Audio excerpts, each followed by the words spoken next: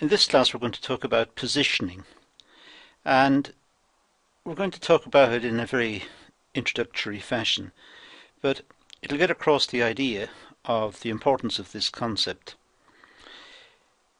The concept of positioning refers to how organizations want their customers to perceive their product in the market. So it relates to how companies want their customers to see the product, how they want the customers to think about the product. It's how a product appears in relation to other products in the market. So when a company places a product in the market, it wants its product to be seen as more desirable. But really it has to do an appraisal of how, in effect, its product is doing in comparison to the other products in the market. So its position is in the mind of the consumer. Where is it placed in the mind of the consumer? Positioning is also seen as a perceptual location. It sees where the product or service fits into the marketplace. So it's a psychological position. It's the position in the minds of the consumer. It is important that marketers position their product effectively. If not, then the competition will take over. So it's important for the marketers to position their product in a way that makes it desirable. It's desirable in the minds of the consumer. It's positioned to occupy the minds of the consumer. Positioning allows a company to project their image and attract customers' attention. So that's the basis of positioning. It's to attract customers' attention. It is how the customers see the product in the market. It really is a psychological position rather than a physical position. We can get more of an insight into this by looking at what's called a positioning map. So here, for example, we have 4 products. And I'll just put the cursor onto the screen. Okay, we've got 4 products, A, B, C and D. And we've got 2 variables, variable 2 here and variable 1 across here. Now, variable 1 could be something like quality, and variable 2 is the price. Now quality is assessed in the mind of the consumer. So this is a subjective evaluation. This is qualitative in every sense of the word. So along the vertical axis is the price. As we go up the axis, the price rises, and as we move from left to right, the quality of the good increases. So now it's where do the products fit on this scale? It's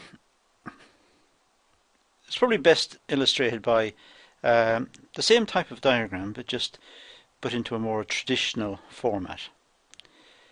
So here we have the price on the vertical axis and the quality on the horizontal axis, and here we have different products in the market. Now these products are perhaps from different companies, but are essentially the same product. They're certainly very close substitutes. And if you look at product B here, product B is very cheap and it's also very low quality. So in the minds of the consumer, it's positioned there. Product D over here is very high price, very expensive, but also seen as very high quality. And the other products fall in between. So product G here is it's at this price, whatever that price is. But the quality is a bit better than certainly than B or A. So the quality is over here. Some are a high price and less quality, as you can see. It's the wrong way around. C here, the quality is less than G. G is over here. And here C is less quality and it's a higher price. Well, it can happen. It can happen in markets. Why not? So that's what's called a positioning map, and that's how customers see different products in the market. So let's have a chat about the positioning map. Trout and Rees introduced 6 steps, 6-step question framework for successful positioning. And we can go through these very simply. First of all, we need to find out what is the current position in the market. Whereabouts in the market does the company sit at the moment? Let's say on a quality price, in a quality price framework. Is it a high price and low quality, or high quality, low price, or high price and high quality? Whereabouts is it positioned? Where is the product positioned currently? That's the first question Trout and Rees ask. Next, what position does the business want to own? Where does the position the company want to be? Does it want to have high quality, high price, or high quality, low price, or low price, high quality? Where exactly does it go? It's very difficult to assess this, and I wouldn't care to guess that there is any particular formula or any particular rule. It varies from company to company, and I'd suggest that different companies have different positions. It also is a reflection of the mind of the owner of the business. So, but essentially we need to know where the company is and what position it wants to be in. It also needs to know who are the competitors and what strategies are they using. If you remember back to our positioning map, there were many products in the market, perhaps each one by a different producer. So what strategy is the competition using? And does the company have sufficient resources to reposition in the market, to reposition its product, let's say with a higher quality, or to market it in a way that customers perceive it to be high quality? Does the company have the resources to make that move? It may be expensive. And can the company last until the repositioning takes place? Does the company have the resources to last until the goal is reached, whatever goal it's setting itself? So it must pick a position in the market that it wants consumers to think of the product in that position, the position of whatever, high quality, high price, whatever, high quality, low price. But it must pick the position, and then it must move itself to deliver so that it positions itself in the minds of the consumer in that position.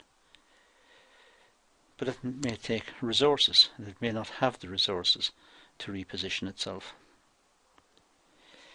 And are the tactics supporting the overall goal? What's the overall mission of the company? What's the objective of the business? What's it attempting to do? So just by repositioning in the mind of the consumer doesn't mean it's going to meet its overall objective faster or slower. In fact, repositioning it may contradict the overall objective. So a consistency needs to be introduced into the business, that the overall goal or mission of the business and the positioning of the product, there should be consistency between the two. Okay, so marketers need to consider the following elements when positioning their products. They need to know the price. Is the product a luxury or a cheap item? So it needs to look at the item and look at what competitors are charging. It needs to consider the importance of the item to the consumer, and it needs to make an assessment of the price based on these sort of considerations to see if it is expensive or cheap. And how do the consumers consider it? And being cheap is not necessarily a good thing. You should look at the quality. Is the product produced to high quality standards? Does the company provide customer-friendly guarantees and warranties and return policies? So what is the quality of the product? And in inquiring into this, the company needs to be honest and critical. So is the product priced correctly for the market? And what is the perception of quality within the market? And the service. Does the company proverbially go the extra mile to provide excellent consumer or customer service? Does it have backup facilities? If something goes wrong with the product, this may not apply to all products, of course, but if something goes wrong, can the customer contact the company? And what sort of support can the customer expect? Because this again is seen as important. The whole idea of marketing is to identify the customer needs and to solve those needs, to put a product in that meets the needs of the customer. And part of the needs will be to reassure the customer that should something go wrong, there is support and backup. And does the company have that? Marketers need to consider the following elements when positioning their product. The distribution. Are the products easily accessible? Can customers get the product? Is it easy to find the product? Packaging. This can make or break or make a business. Does the packaging promote the business? And what does the packaging say about the image of the product? Care and attention with packaging may be symptomatic of care and attention in the build of the product itself. And in the customer's mind, if the product looks attractive, packaged well, it may indicate to the consumer that the product inside the package is also built to a good standard. So again, positioning may relate to this. Okay, so let's conclude. It's about positioning the product so that it will appeal to the targeted market. The main goal of positioning is to convince customers that the product is better than that of the competitors. Successful marketing relies on providing for the demands of the market. I mean, that is what marketing is about. It's assessing the demands or the needs of the market, of the people in the market, and then delivering products that meet those needs. So marketers must market the product so as to satisfy customers' needs and wants, and market the product in a way that differentiates it from its competitors. So it's trying to find a position in the mind of the consumer, in the mind of the buyer, that meets the objectives of the business and positions it securely so that the customer is getting needs addressed and the business is producing a profit, and the business is sustainable because it is meeting the needs, offering the quality, it's accessible, it's at the right price. So the position has been worked out. Now, I say all of that, it sounds easy. It is extremely difficult in practice, and that is why talented marketeers are in such short supply, I suppose. This is just an introduction to positioning. I think the overall conclusion from this is that the company needs to have some sort of uniqueness, some sort of differentiation to bolster its position in the market. So that concludes this video. I think that's all. So thank you for watching.